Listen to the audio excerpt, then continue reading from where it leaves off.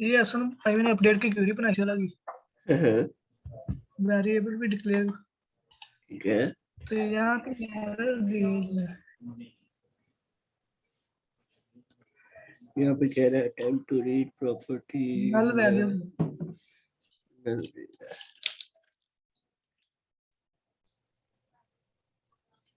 अच्छा,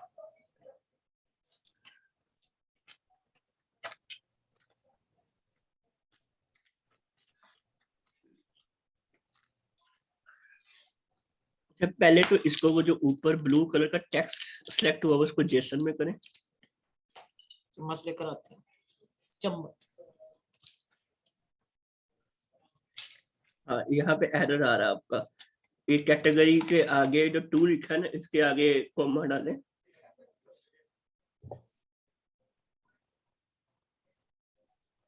अब हाँ जी, अब करें। ठीक है। ये जेसन जेसन इसलिए, हाँ जी, ये इसलिए इस्तेमाल होता है ताकि पता चल जाए हमें कि कौन सी जगह पे एरर आ रहा है। तो आपने भी जेसन में ही किया करना काम। ठीक हो। बाकी काम भी बाकी इसकी सारी समझ आ गई जो अब तक हमने किया। जी। ठीक है।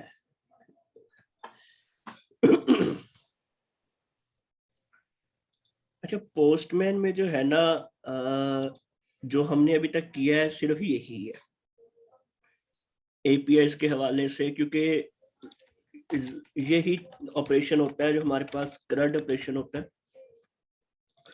इसमें हमने क्रिएट करके भी देख लिया, मीन्स एक न्यू प्रोडक्ट क्रिएट कर लिया हमने एपीआई के थ्रू, उसको रीड भी कर लिया था, उसको अपडेट भी कर लिया था, और डिलीट आप कर ही लोगे उसको जैसे बाकी सब कुछ हो गया। जी।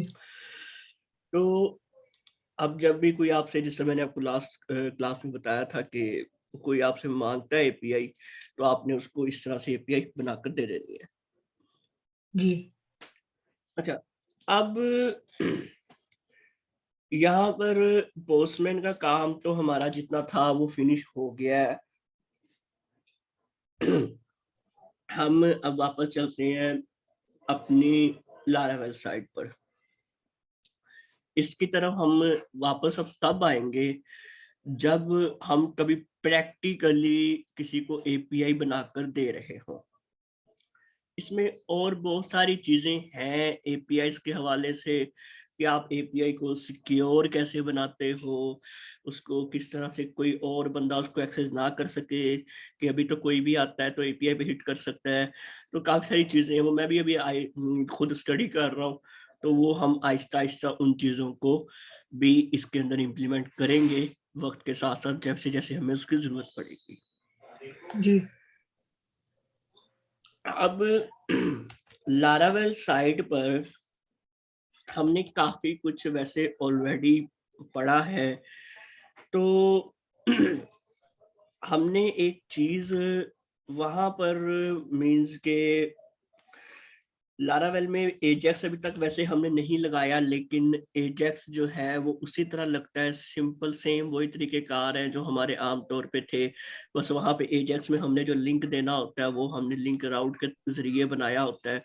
तो वो जब हम एक प्रैक्टिकल पूरा एक, जैसे मैंने को बताया था, प्रोजेक्ट बनाएंगे, तो उसमें जब हम करेंगे तो वो आपको पता चल जाएगा कि वो कैसे इस्तेमाल हो रहा है, उसमें हम प्रॉपरली एजेक्स लगाएंगे। अच्छा, मैंने एक चीज बहुत ही मजे की कह लो, इंटरेस्टिंग चीज आपको बतानी है जो इस्तेमाल की जाती है चैट सिस्टम बनाने के लिए। जी। अब चैट सिस्टम काम कैसे करता है? ये काम कुछ इस तरह करता है कि फॉर एग्जांपल आपने यहाँ से किसी को मैसेज भेजा अपने व्हाट्सएप से, आपने लिखा मैसेज है और आपने सेंड किया, और मुझे इधर करके ये सेम मैसेज ऐसे रिसीव हो गया। फिर मैंने आपको मैसेज भेजा, अच्छा ठीक, फिर आपको यहाँ करके ऐसे रिसीव हो गया। कुछ इस तरह से ये हमारी जो है चैट चलती जाती है। जी।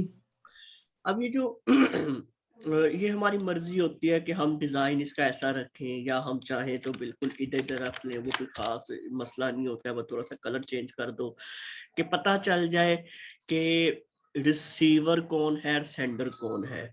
चैट सिस्टम बनाने में ना सबसे इम्पोर्टेंट चीज हमारी ये देखना बहुत जरूरी होता है, सेंडर एंड रिसीवर। जी अब जाहिरी बात है, आपने मुझे मैसेज किया है तो आप सेंडर हो, जी मुझे आपका मैसेज मिला है, मैं रिसीवर हूँ।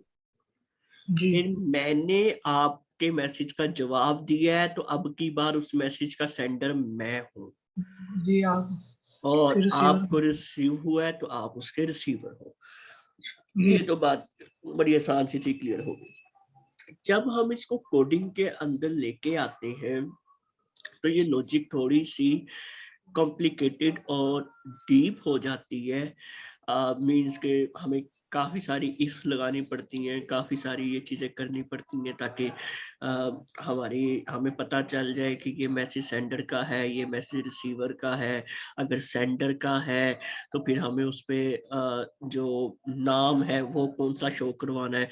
अब फॉर एग्जांपल आपने अपने पास व्हाट्सएप ओपन किया हुआ है, आप मुझे मैसेज कर रहे हो, अब ऊपर आपको अपना नाम आना चाहिए, यूजर नेम, तो वो हमने शो करवाना होता है कि जो मैसेज कर रहा है, जो सेंडर है, वो जब खुद उसको चलाए तो ऊपर यूजर नेम जो आए वो उसका अपना हो, और रिसीवर का यूजर नेम उसको दूसरे बंदे का नजर आ रहा हो। तो इस तरह की कुछ चीजें हैं, हम इसको जब प्रैक्टिकली करेंगे वो आहिस्ता आहिस्ता आपको पता चलेंगी कि क्या है। अच्छा, जी इसको करने के लिए जो है ना मुख्तलिफ किस्म की कह लो कि जुगाड़ भी लगाए गए, मुख्तलिफ किस्म से इसको किया गया। अब इसको मुख्तलिफ किस्म से करने की जरूरत क्या है यार, ये तो सिंपल एक चीज थी कि बंदा सोचता कि यार ये बहुत ही सिंपल चीज है, मैं सिंपल करंट ऑपरेशन लगा दूं ऐसा एक मैसेज पर कि एक मैंने क्या करना है जी, इनपुट टाइप टेक्स्ट दे दूं और उस पर कोई भी कुछ भी लिखे, आगे मैं एक सबमिट का बटन दे दूं, तो क्या हो कि उसको कोई भी क्लिक करे तो मैसेज डेटाबेस में चला जाए और अगले बंदे को वो मैसेज शो हो जाए। ये डेटाबेस में तो चला जाएगा, लेकिन इसमें एक छोटा सा मसला रहेगा कि अगले बंदे को वो जब तक वो रिफ्रेश नहीं करेगा ना, उसको वो नया मैसेज नजर नहीं आएगा। जी ठीक है, अभी फॉर एग्जांपल अगर हम कुछ भी डेटाबेस में ऐड करते हैं अपने ऐड प्रोडक्ट के फॉर्म के थ्रू या किसी चीज के थ्रू भी, तो वो उसको जो है वो क्या कहते हैं कि तब तक नहीं दिखाता जब तक मैं पेज को रिलोड ना करूं। डेटाबेस में तो चला गया, जी ओके गुड है। अब यहाँ पे कह लो कि एक बहुत इम्पोर्टेंट चीज हमारे स्टडी करने में आती है, जो हम 9th-10th की कंप्यूटर की किताबों में पढ़ते आ रहे हैं, जो रैम के लिए इस्तेमाल की जाती है कि रैम एक ऐसी मेमोरी है जो टेम्परेरी तौर पर चीज़ों को स्टोर करती है।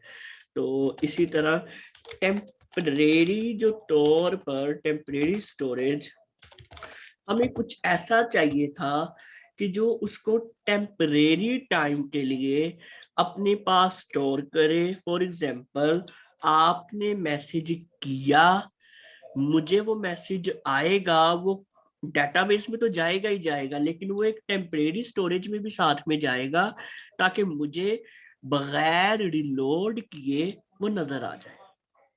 जी अब इसका जो टेम्परेरी स्टोरेज वाला तरीकेकार है, इसके लिए हमें एक थर्ड पार्टी एपीआई इस्तेमाल करनी पड़ती है।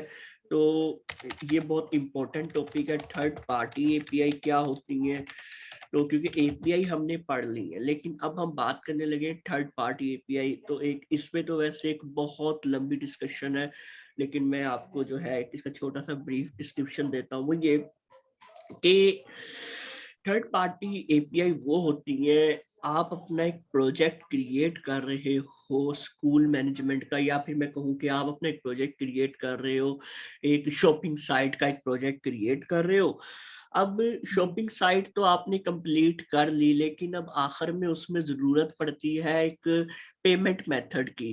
फॉर एग्जांपल, आप चाहते हो कि लोग आपको क्रेडिट कार्ड की मदद से पे करें, तो चाहे वो शॉपिंग साइट हो या कोई भी आप वेबसाइट बनाना चाह रहे हो जहाँ पे आप लोगों से पेमेंट लेना चाह रहे हो, तो आप चाहते हो कि लोग क्रेडिट कार्ड से, लोग अपने जैज़ कैश ऐप से, इजी पैसा ऐप से मुझे पे कर सकें। तो उसके लिए आपको किसी ना किसी थर्ड पार्टी कंपनी, कोई ऐसी कंपनी जो ये सर्विस देती हो, उनकी एपीआई लेनी पड़ती है। अब जी इसकी एपीआई अगर तो इंटरनेशनल क्लाइंट है आपका, तो वो आपको पेपाल जो है ये दे सकता है, आपको वो स्ट्राइप दे सकता है। पाकिस्तानी है तो आपको जैज़ कैश दे सकता है, इजी पे दे सकता है जो कि इजी पैसा वालों का होता है, और इसी तरह फिर अल-फलाह बैंक वाले भी देते हैं, इसी तरह एचबीएल बैंक वाले भी ये चीज़ देते हैं। तो मुख्तलिफ जो बैंक्स हैं वो या मुख्तलिफ कंपनीज हैं, ये इनकी एपीआई होती है। फिर ये सारे आपके लिए एक थर्ड पार्टी सर्विस है, आप इनसे वो एपीआई लेते हो और अपनी वेबसाइट पे उसको लगा लेते हो।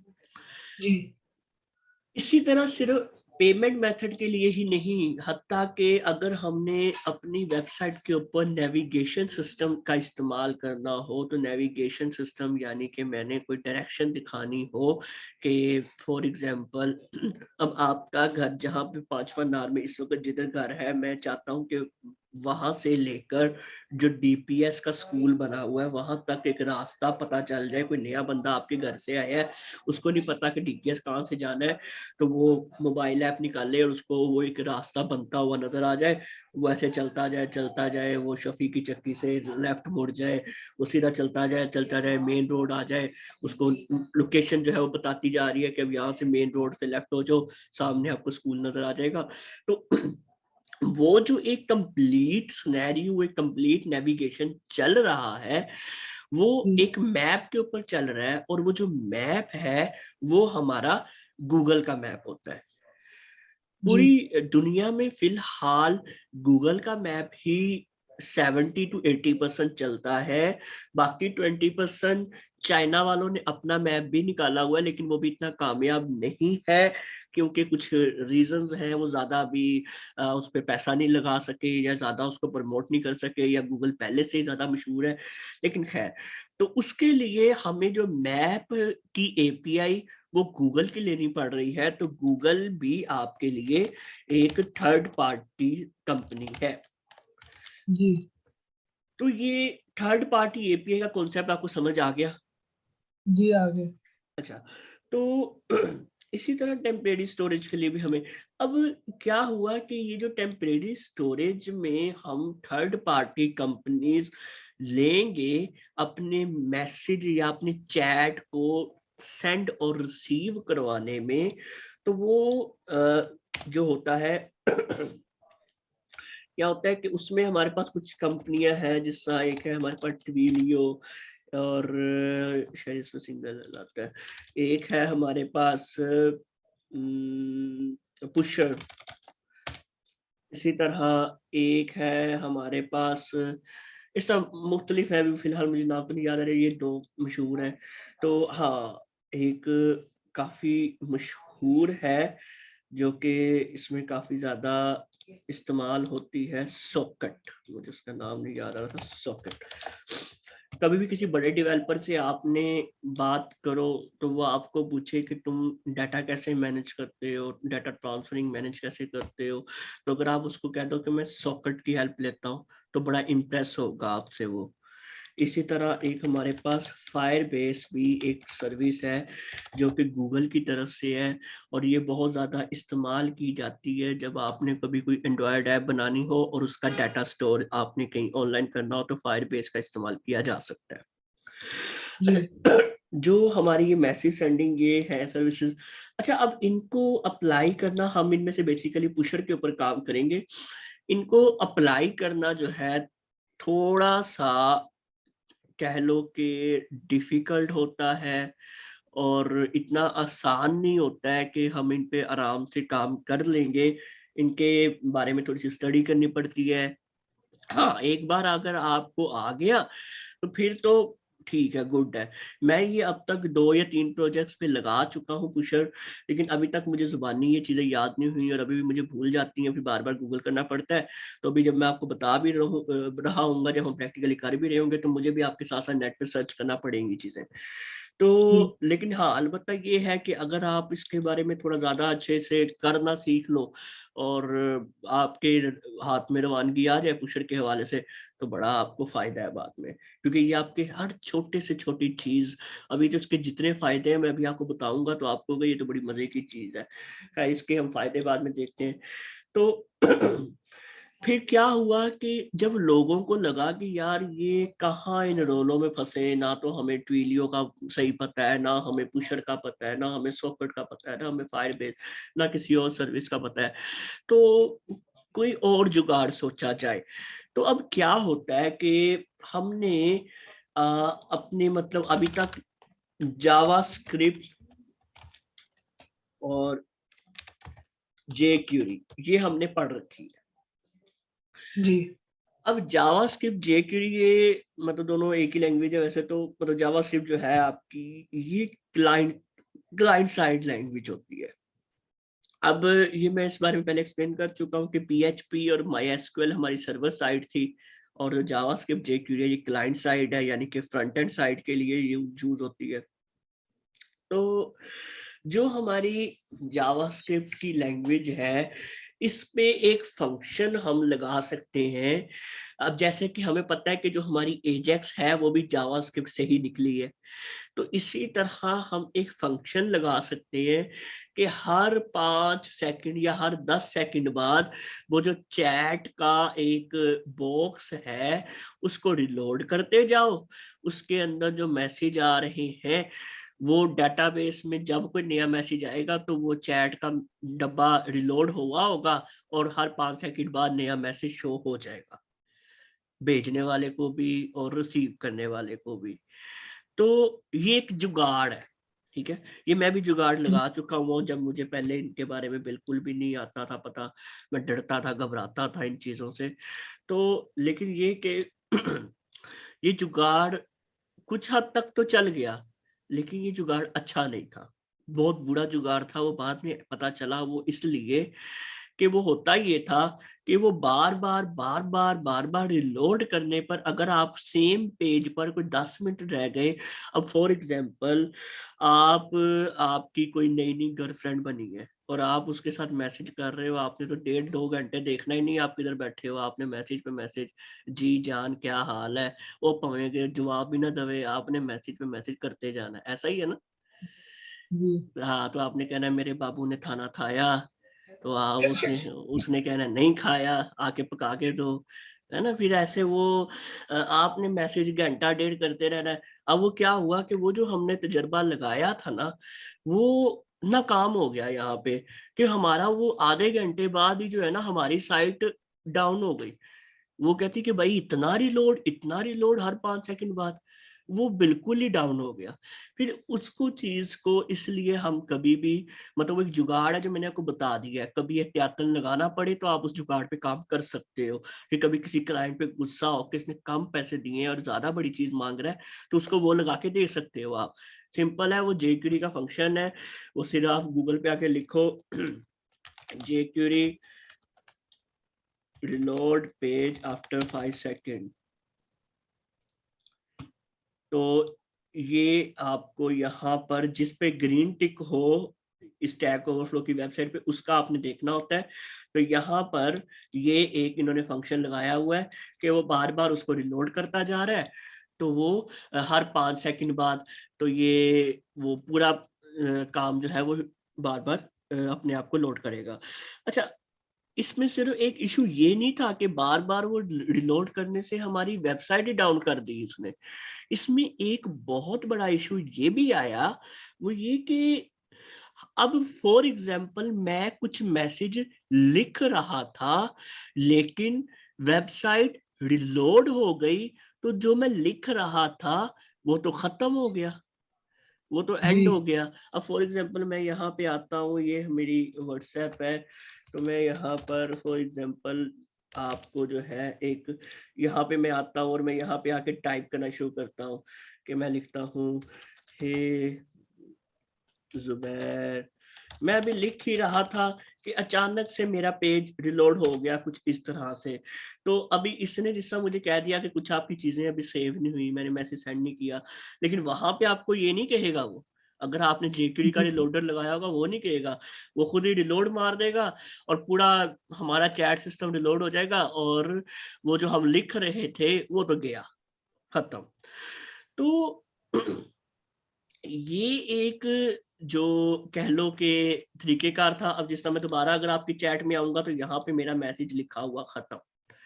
तो मुझे वो, अगर मैंने कोई बड़ा सारा मैसेज लिखा हुआ था तो वो तो अगर मैसेज सारा मुझे दोबारा लिखना पड़ जाएगा ऐसे, तो इसलिए भी हम वो वाला मेथड इस्तेमाल नहीं करते। हम थर्ड पार्टी एपीआई लेते हैं और पुशर या फिर ट्विलियो या फिर सॉकेट या फायरबेस या कोई और कंपनी जो हमें आसान लगे, हम उसकी मदद से वो काम करते हैं। ये पैसे वगैरह लेते हैं? अच्छा हाँ, दैट्स अ गुड क्वेश्चन। बिल्कुल ये पैसे लेते हैं, लेकिन किसी हद तक जाके पैसे लेंगे आपसे।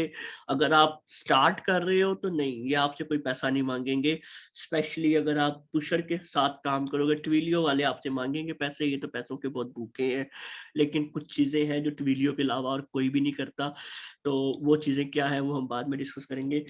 पुशर वाले आपसे पैसा नहीं मांगेंगे, ये एक लिमिट रखी होती है इन्होंने। फॉर एग्जांपल लिमिट की क्या सीन है यहाँ पे, ये कहते हैं कि आप काम शुरू करना है, चलो हम पुशर के साथ में वेबसाइट भी ओपन कर लेते हैं।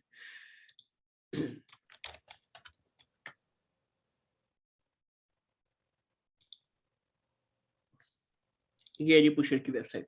अच्छा, ये कहते हैं कि जी आपने काम शुरू करना है, आप करो, हम आपसे, जी आप आओ अपना यहाँ पे साइन अप करो और अपना अकाउंट वगैरह क्रिएट करो, सारा कुछ करो, आप बना लो, हम आपको एपीआई दे देंगे, आप उसके साथ करो।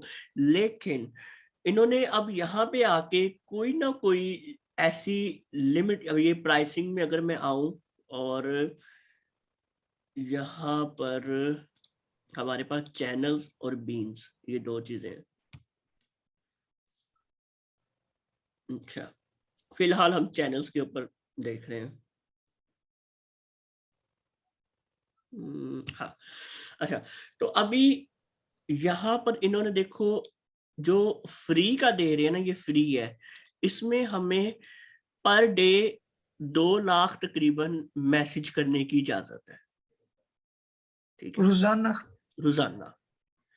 तो अभी हमारे हवाले से तो ये बहुत बड़ी अमाउंट है कि यार 2 लाख मैसेज, ये तो फिर आराम से मुफ्त में हम करते जाएं, कोई रोला ही नहीं है। तो लेकिन जब अगर आप 1 मिलियन पे चले जाओ, आप 4 मिलियन पे चले जाओ, तो ये आपसे फिर उस हिसाब से पर मंथ के पैसे लेना शुरू कर देते हैं। अभी हमें लगेगा कि यार हमारे लिए तो 2 लाख ही नहीं मुकता, जी लेकिन 2 लाख मैसेज जो हैं हमारे वो खत्म हो जाते हैं। वो ऐसे कि जब आप कोई बड़ी कंपनी बना लो, अब जैसे कि फेसबुक है या व्हाट्सएप का निज़ाम है या ईमो है या कोई भी ऐसा नेटवर्क है, तो वहाँ पे अगर कोई इस टाइप की आपने चैटिंग ऐप बना ली जिसको हज़ारों लोग इस्तेमाल कर रहे हैं, अब हज़ारों लोग एक एक दिन में पता नहीं कितने लाख मैसेज कर दें, तो वो जब उस लेवल पे आप चले जाओगे तो जाहिर बात है उस लेवल पे अगर आप पहुंचोगे तो आपकी कंपनी भी उस लेवल की हो जाएगी, आपको इनकम भी आ रही होगी इतनी सारी। तो जाहिर बात है कि अगर आप किसी की सर्विस इस्तेमाल कर रहे हो, फिर वो भी आपसे कहेंगे कि सानू भी दो कुछ, तो फिर आप उनको उस हिसाब से उनका प्लान ले लेते हो कि हाँ अब मेरी ज़रूरत इतनी है, हाँ या मेरी ज़रूरत इतनी है, मेरी ज़रूरत इतनी है, तो ज़रूरत के मुताबिक हम उसको लेकर चलते हैं, ठीक है। पर जी अभी फिलहाल के लिए इसमें टेंशन लेने की हमें कोई जरूरत नहीं है।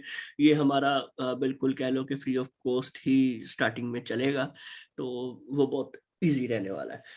अच्छा, इसमें ये चैनल्स का कॉन्सेप्ट होता है, तो बहुत ही सिंपल वर्डिंग में मैं बता देता हूँ आपको चैनल्स का कॉन्सेप्ट। ज्यादा कोई हमें इसमें डीप जाने की जरूरत है नहीं कि ये चैनल्स क्या हैं। हम सिंपली एक चीज देखते हैं कि हमारे पास टीवी पे चैनल्स आ रहे होते हैं, तो कोई 100-150 चैनल आ रहा होता है, हम चैनल बदल के देख रहे होते हैं। कभी हम पीटीवी स्पोर्ट चला लेंगे, कभी ARY न्यूज, जियो न्यूज, कोई भी चैनल हम ओपन करते जाएंगे तो वो हर चैनल अपना अपना कंटेंट वगैरह दिखा रहा होता है। तो आप इसमें क्या होता है कि आप इसमें हर प्रोजेक्ट, फॉर एग्जांपल एक क्लाइंट आया है, उसकी एक चैटिंग ऐप है, तो उस क्लाइंट के प्रोजेक्ट के नाम से एक चैनल आप बना लोगे और उस चैनल में सारी चैटिंग्स वगैरह होती रहेंगी, वो आपके अकाउंट में होगा वो चैनल। अब एक और क्लाइंट आया, आप उस क्लाइंट के लिए वो पहला बनाया हुआ चैनल इस्तेमाल नहीं करोगे, वो इस वजह से कि जो दूसरा क्लाइंट आया है उसके प्रोजेक्ट में अगर सेम चैनल इस्तेमाल कर दोगे, अगर आपने ARY का चैनल पहले क्लाइंट को भी दिया था, दूसरे क्लाइंट को भी ARY का चैनल लगा दिया, तो दोनों पे सेम ही कंटेंट आना शुरू हो जाएगा। पर ऐसा नहीं, ये ना हो ना कि आपने सेम चैनल लगा दिया है तो आप यहाँ से अब अपने चैनल से अपने सोने बाबू को मैसेज कर रहे हो, वो दूसरे क्लाइंट को भी पहुंच गया, दूसरे क्लाइंट में कोई मौलवी साहब बैठे हुए थे, उन्हें कहा इनू तो ले आओ पहले बाहर, ये कौन लगा आया हुआ। तो इस तरह इन चीजों से जो है ना इस वजह से हम चैनल जो है मल्टीपल बनाते हैं। अब यहाँ पे इन्होंने कोई ना कोई लिमिट दी होती है कि आप इतने चैनल्स बना सकते हैं, इतने नहीं बना सकते हैं। तो खैर वो जब हम प्लान बनाएंगे, फिलहाल टेस्टिंग के लिए जो कुछ अभी ये दे रहे हैं हमें वो बहुत है। उसके बाद इनकी कंप्लीट डॉक्यूमेंटेशन भी मौजूद होती है। यहाँ पे आप आते हैं, ये देखने में काफी ज्यादा अजीब लगता है कि यार ये सब कुछ क्या लिखा हुआ है। हमने इसके बारे में ज्यादा परेशान नहीं होना, ये कोई हमारे लिए इतनी ज्यादा इसमें चीजें नहीं है। इसी तरह इसमें ट्यूटोरियल्स मौजूद हैं कि आपको हर चीज करने का तरीकेकार बताएंगे कि आपने लारावेल पे कैसे लगाना है, आपने PHP में कैसे लगाना है। लारावेल में इसको लगाना सबसे ज्यादा आसान होता है, वो इस वजह से कि लारावेल में इसकी अपनी API बनी बनाई आती है। हमने जस्ट उसको इम्प्लीमेंट और उसमें कुछ फंक्शंस ऐड करने होते हैं और उससे हमारा पुशर चल पड़ता है। ठीक है, तो इसलिए अगर हम सिंपल PHP में इसको लेके जाएं तो उसके लिए हमें काफी सारे मेथड बनाने पड़ेंगे और काफी कुछ करना पड़ेगा, तो वो बहुत टफ है, इसलिए वो काफी लंबा हो जाता है। लारावेल में भी इतना आसान नहीं है, थोड़ा सा टफ तो जरूर है, लेकिन ये कि as compare to simple PHP, हाँ थोड़ा बहुत इजी हमें वो रहता है, हम उसमें इजीली काम कर सकते हैं। अच्छा, इसमें लारावेल के ऊपर इसको किस किस तरह हमने करना है, हम यहाँ पे मैंने जब लास्ट टाइम किया था तो एक यूट्यूब की वीडियो थी, पुशर लारावेल, हाँ यहाँ पर ही एक मैंने वीडियो देखी थी और उस वीडियो से जो है ये पूरा पूरा एक निज़ाम यहाँ पे इन्होंने बना के लगाया हुआ है। तो आई थिंक ये वाली वीडियो थी, इसने कुछ ट्यूटोरियल दिए हुए थे। तो हम भी जब इसको प्रैक्टिकली इम्प्लीमेंट करेंगे तो साथ साथ वीडियो की भी हेल्प लेंगे और साथ साथ हम उसको अपने कोड के अंदर इम्प्लीमेंट करेंगे। और जैसे जैसे हम उसको इम्प्लीमेंट करेंगे तो वो ज़ाहिरी बात है कि फिर आप भी उसको बाद में अपने पास इम्प्लीमेंट किया करना जब क्लास खत्म हो जाया करेगी। तो इस तरह हम एक प्रॉपर चैटिंग सिस्टम क्रिएट कर लेंगे।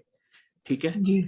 अच्छा, अब आज का लेक्चर खत्म करने से पहले चैटिंग के हवाले से, क्योंकि चैटिंग पे बात हो रही है, तो लारावेल पे हमें पता है कि बहुत कुछ पहले से बना बनाया मिल जाता है। तो एक कोई अल्लाह का बंदा है, उसने चैटिफाई नाम से एक लारावेल की कंप्लीट लाइब्रेरी बना दी हुई है। आपको अगर मैं यहाँ पे दिखाऊं, और ये उसने गिटहब के ऊपर पुश की हुई है। गिटहब के बारे में भी हमें कंप्लीट लेक्चर रखेंगे, ये इंशाअल्लाह 1 या 2 लेक्चर में पूरा आपको गिटहब मैंने बता देना है, क्योंकि ये मार्केट में गिटहब के बगैर वो बैठने भी नहीं देते हैं। अच्छा, तो यहाँ पर इसने एक पूरा ये चैट सिस्टम बनाया हुआ है। अगर आप इसकी स्क्रीनशॉट्स देखें तो यहाँ पे आपको नजर आएगा जिस तरह की व्हाट्सएप का ये वाला व्हाट्सएप का चैट सिस्टम आता है ना, तो बिल्कुल ये वैसा ही चैट सिस्टम है और ये सारा बना हुआ है। इसके अंदर आपको कुछ भी नहीं करना पड़ता, बस एक डेटाबेस बनाना है और ये काम शुरू हो जाता है। यहाँ पे आप मैसेज लिखो, वो आगे से मैसेज लिखे, यहाँ से आप अपना जिसको मैसेज लिखना है उसका यूजर सेलेक्ट कर लो, ग्रुप बनाना है ग्रुप सेलेक्ट कर लो। तो इसमें बड़े अच्छे फीचर्स पहले से ही मौजूद हैं जी। ठीक है। तो खैर हम इंशाल्लाह पहले अपना बनाएंगे, फिर इसको भी इंस्टॉल करेंगे। इसको इंस्टॉल सिर्फ इसके कुछ इश्यूज है, वो ये कि ये लारावेल के हर नए वर्जन के साथ सूट नहीं करता है, थोड़ा सा मतलब इसके कुछ लाइब्रेरीज जो है वो मैच नहीं करती हैं, जिसकी वजह से अक्सर औकात ये वर्क नहीं करता है। लेकिन क्योंकि इसका डेवलपर वैसे जो ऑथर है वो हर कुछ दिन बाद फिर इसको अपडेट करता रहता है, और हम जब इसको इम्प्लीमेंट करेंगे तब देखते हैं कि वो अपडेटेड है या नहीं। तो वैसे इसने YouTube पे भी इसकी वीडियो डाली हुई है, इसने डेमो ऐप भी यहाँ पे हमें गिटहब पे दी है, लेकिन वो किसी वजह से चल नहीं रही है। तो खैर वो हम ज़रूर देखेंगे, नहीं तो इसका ये YouTube के ऊपर भी डेमो है और वो भी शायद वीडियो ये डिलीट कर चुका है। तो खैर ये कुछ इस तरह की हमारे पास लाइब्रेरी। हाँ, चैटिंग के हवाले से लारावेल पे बनी बनाई लाइब्रेरी सिर्फ चैटिफाई ही है। तो इसके अंदर इसके अंदर सॉकेट इस्तेमाल हो रहा है, तो वो सारा कुछ उसने खुद ही इस्तेमाल किया हुआ है, वो हमें चेंज करने की ज़रूरत नहीं है। तो ये हम पहले अपना बनाएंगे, फिर ये वाला भी इंस्टॉल करने की कोशिश करेंगे। तो इस तरह आहिस्ता आहिस्ता हम इसमें प्रोग्रेस करेंगे। और आज के लेक्चर में कोई क्वेश्चन आपका? नहीं, ठीक है। ठीक हो गया, ये चलें कल फिर। स्टार्ट करेंगे। हाँ, कल इस पे हम स्टार्ट करेंगे। आप ये काम करना कि ये pusher.com ये वेबसाइट का लिंक है, यहाँ पे आके साइन अप कर लेना। जी। ठीक है, चलें फिर, ओके, अल्लाह हाफिज। ओके।